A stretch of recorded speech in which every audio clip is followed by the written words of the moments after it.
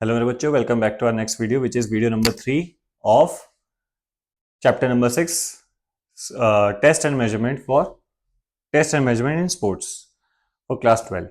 अब इसमें जो तीसरा टेस्ट है, मतलब तीसरी जो चीज आती है, वैसे तो चौथा टेस्ट है। पहला साई था, दूसरा था आपका हार्वर्ड स्टेप टेस्ट जो कि कार्डियोवास्कुलर के लिए था, तीसरा था हमारा बीएमआर बेसल मेटाबॉलिक रेट। और basal metabolic rate full form याद रखना, बीएमआर की फुल फॉर्म आ जाती है पेपर में। और चौथा है हमारा Rikli and Jones test. Rikli and Jones test ये किसके लिए होता है? सीनियर सिटीजन के लिए होता है, सीनियर सिटीजन। तो इसका एज ग्रुप क्या आ गया आपका? 60 टू 94 ईयर्स। ठीक है। ये रिकली एंड जोन्स दो बंदे थे, मेरे को इनका पूरा नाम नहीं याद, तो इसको आप गूगल कर लेना और ईयर भी देख लेना एक बार गूगल करके, वो दोनों का पूरा नाम और ईयर देख लेना। इसमें 4 टेस्ट है। Chair stand test lower body strength के लिए, arm curl test upper body strength के लिए, chair sit and reach test flexibility के लिए, और back stretch test upper body flexibility के लिए। उसके अलावा 2 टेस्ट और हैं, लेकिन उससे पहले मैं तुम्हें एक चीज बता दूं। अब देखो, उसमें क्या था, साई में आपका पार्शियल कर्ल अप टेस्ट था, पार्शियल कर्ल अप टेस्ट था, और इसमें आर्म कर्ल टेस्ट है। तो बच्चे क्या होते हैं, इसमें कंफ्यूज हो जाते हैं। आर्म कर्ल जो है बुड्ढों के लिए, इसमें क्या होता है, बूढ़े लोगों के लिए, बुड्ढा सॉरी गलत वर्ड हो गया। इसमें चेयर पे बैठ के आर्म कर्ल करना है, ठीक है, नाम आ रहा है आर्म कर्ल। अब लोग क्या करते हैं, पार्शियल कर्ल अप को समझ लेते हैं कि आर्म कर्ल पूरा पार्शियल में आधा हाथ घुमाना है। नहीं, ये एकदम डिफरेंट टेस्ट है, इसमें सिटअप करना है पार्शियली। ठीक है, तो ये साई का है, ये याद रखना है डिफरेंस, ये साई का है। और आर्म कर्ल क्या है, ये है सीनियर सिटीजन का। वैसे ही chair sit and reach test है। अब उसमें क्या था, नॉर्मल सिट एंड रीच था, इसमें चेयर सिट एंड रीच है। तो जिसमें चेयर आ गया, चेयर आ गया, वो आपका बूढ़े लोगों के लिए है। तो ये दो जगह आपको डिफरेंस याद रखना है, ठीक है, ये दो बहुत मेजर चीज है। इसके बाद 2 टेस्ट जो है, 8 foot up and go, 8 foot up and go test, ठीक है, और 6 minute walk test. 8 foot up and go है एजिलिटी के लिए, एजिलिटी क्या होता है, जल्दी से जल्दी डायरेक्शन चेंज करना। 6 मिनट वॉक टेस्ट है एरोबिक एंड्योरेंस के लिए। तो अभी जल्दी से देख लेते हैं इनको करते कैसे हैं। ये आपका 30 सेकंड चेयर टेस्ट है। पर्पस आ गया किसके लिए, लोअर बॉडी स्ट्रेंथ के लिए। ऑब्जेक्टिव आ गया, मैक्सिमम करने 30 सेकंड में, तो ये इसका स्कोरिंग हो जाएगा, जितने मैक्सिमम करे 30 सेकंड में वही स्कोर हो गया जो ऑब्जेक्टिव है।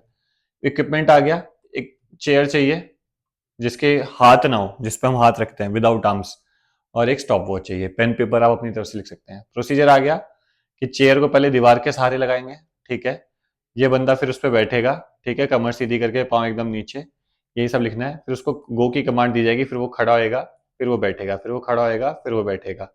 जितनी बार वो उठक बैठक करता है वो उसका स्कोर होगा। 30 सेकेंड्स में जितनी बार वो करता है वो उसका स्कोर होगा। इतना सिंपल सा टेस्ट है, ठीक है।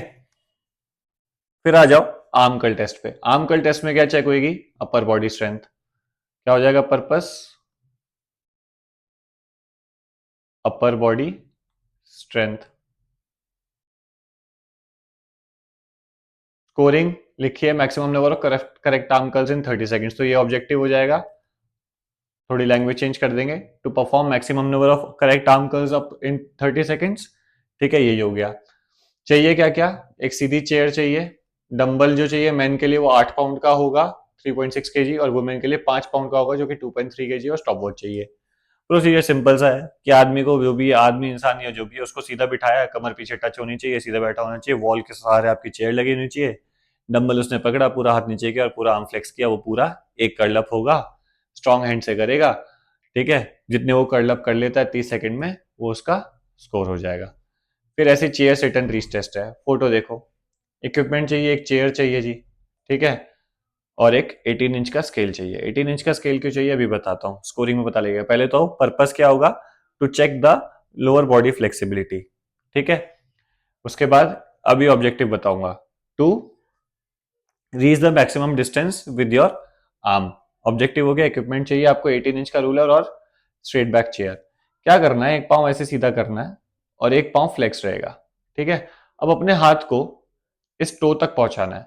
अगर टो तक पहुंच गया, अगर टो तक पहुंच गया तो स्कोर 0, टो से पीछे रह गया तो स्कोर माइनस में होगा। जितना पीछे रहा है टो से लेके फिंगर टिप, मिडल फिंगर की टिप जितनी दूर है, उसको आप मेजर करेंगे सेंटीमीटर में, वो आपका, सॉरी इंचेस में मेजर करेंगे, इंचेस में मेजर करेंगे, वो आपका स्कोर हो जाएगा माइनस में, नेगेटिव में। अगर वो टो से आगे पहुंच जाता है, अगर ये वाला हाथ यहां तक पहुंच जाता है, तो जितना आगे पहुंचा टो से वो स्कोर आप मेजर करेंगे प्लस में, इंचेस में, वो आपका स्कोर हो जाएगा। ठीक है, रूलर की जरूरत क्यों है कि जितना दूर रहा वो नेगेटिव में आ जाएगा अगर पीछे है तो, अगर आगे है तो प्लस में आ जाएगा, और अगर ऊपर है तो जीरो में आ जाएगा। ये आपका सिट एंड रीच टेस्ट था। इसके बाद बैक स्क्रैच है, एक हाथ नीचे से जाना चाहिए, एक हाथ ऊपर से आना चाहिए अपर बॉडी फ्लेक्सिबिलिटी के लिए। वो लोअर बॉडी के लिए था, ये अपर बॉडी फ्लेक्सिबिलिटी के लिए। ठीक है, 18 इंच का रूलर लेना है। अगर दोनों हाथ आपस में टच कर जाते, दोनों की finger tips, middle finger tips, तो स्कोर जीरो हो जाएगा। दूर रहती है तो दोनों मिडल फिंगर टिप्स के बीच का डिस्टेंस नाप लेना, कितना आ रहा है, वो माइनस में आ जाएगा। ये सब लिखा हुआ है स्कोरिंग में, रोक के भी पढ़ सकते हो। अगर फिंगर टिप्स ओवर हो जाती है, क्रॉस कर जाती है, मानो फिंगर टिप्स ऐसे ओवर कर रही है, एक दूसरे के आर पार जा रही हैं, तो दोनों फिंगर टिप्स के बीच का जो गैप है ऐसे नापा जाएगा और वो प्लस में आ जाएगा। ठीक है, एज सिंपल एज दैट। इसके बाद है आपका foot up and go. Foot up and गो में क्या क्या चाहिए आपको, ये किस लिए होता है आपका, एंड्योरेंस नापने के लिए। ठीक है, सॉरी, एजिलिटी नापने के लिए कि आप कितनी जल्दी अपनी डायरेक्शन चेंज करते हैं, एजिलिटी नापने के लिए। 8 फुट अप एंड गो। क्या क्या चाहिए, स्ट्रेट बैक चेयर चाहिए जिसके आर्म ना हो, कौन चाहिए, कौन किस लिए चाहिए, यहाँ पे रखना है, इस जगह पे देखो कौन रखा हुआ है, इसलिए कौन चाहिए, स्टॉप वॉच चाहिए। अब ये कह रहा है 16 फीट चलना है, लेकिन मैंने यहाँ तो 8 फुट अप एंड गो लिखा है। तो क्या होता है, ये जो कौन लगा हुआ है ना, ये जो कौन है, ये यहाँ से 8 फुट दूर है, तो मैं ऐसे जाता हूँ फिर घूम के ऐसे आता हूँ, तो दो बारी 8 फुट चला, 8 फुट प्लस 8 फुट 16 फुट, तो मैंने 16 फुट चलना है। ठीक है, 16 फुट चलना है ये लिखा, लेकिन नाम 8 फुट अप एंड गो है। स्कोरिंग लिखी है, 2 अटेम्प्ट दिए जाएंगे, जितनी जल्दी कर लेगा इंसान वो उसका स्कोर होगा। तो ऑब्जेक्टिव भी आ जाएगा, to to go 8 foot to go 8 foots and come back and sit on the chair in minimum time, वो इसका स्कोर हो जाएगा। ये है कितना मिनट वॉक टेस्ट, ये है minute walk test, 6 minute walk test है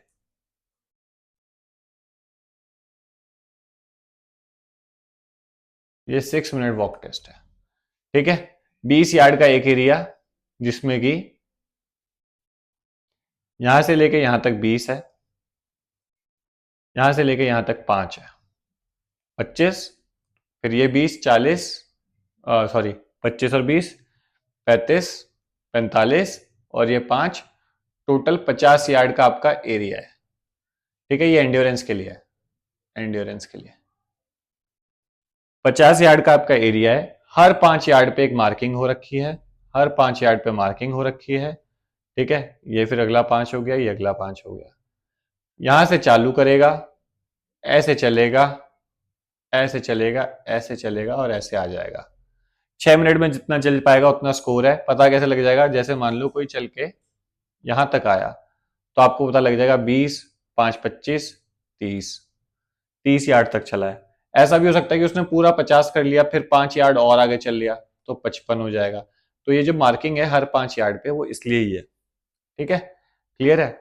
जो बंदा ये नहीं कर सकता उसके लिए क्या करते हैं, उसके सामने ये बना देते हैं, दीवार पे एक निशान लगा देते हैं, उसके नी और कमर के बीच में एक जगह निशान लगा देते हैं। उसको उतना पाँव उठाना होता है, दोनों पाँव दीवार पे हाथ रख सकता है, दीवार पे हाथ रख सकता है, उतने पाँव के स्टेप्स उठाने होते हैं उसी जगह पे 2 मिनट तक।